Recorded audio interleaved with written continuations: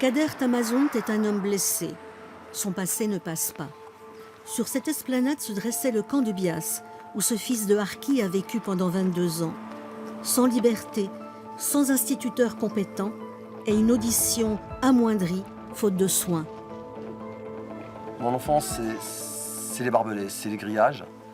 Et ces enfants, je me rappelle. Chaque fois qu'on butait sur ces grillages, eh ben, on savait qu'on était enfermés. C'est ce que je garde de mon enfance, c'est ce qu'elle me donne, cette image.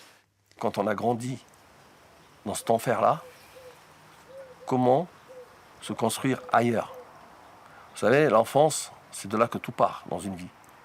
Quand on a une enfance aussi bafouée que la nôtre, croyez-moi que c'est dur de porter une telle histoire, surtout de se construire avec une histoire comme ça. Avec 1500 autres harkis, Kader a vécu dans l'un de ces baraquements dans des conditions indignes. Couvre-feu à 22 heures, douche commune payante, courrier ouvert, permission de sortie accordée au compte-gouttes. Aujourd'hui, Kader Tamazout rend visite à sa mère. Elle vit dans un lotissement à quelques pas de l'ancien camp. Elle non plus, elle n'a pas oublié ces années difficiles. On a souffert. On a souffert trop la misère, mais on ne parle pas. On parle. Ou là, tu fais quelque chose, les enfants ont fait quelque chose là, elle a ramené le centre. Kader a toujours revendiqué ses droits.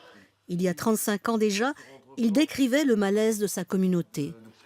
Je vous dirais, par exemple, tous les jeunes ici, la plupart, ils sont pratiquement inscrits partout. Les entreprises, les usines, on tape à toutes les portes. Ou c'est le prénom qui a joué, ou c'est le thème maths, il y a toujours un problème de racisme. Dans l'interview que j'ai donnée, on voit déjà la colère que j'exprimais par rapport à ce qu'on subissait dans ce camp. Cette colère, Kader Tamazout l'a transformée en combat, celui de toute une vie.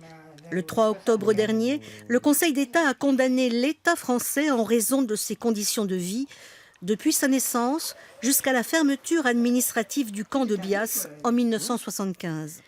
Une victoire pour cet homme et pour son père. Il avait combattu pour que l'Algérie reste française. C'est une victoire en la mémoire de mon père, c'est énorme, c'est énorme. Et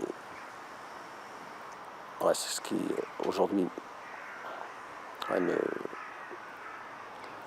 me rend fier d'avoir réparé cette injustice qu'il a subie.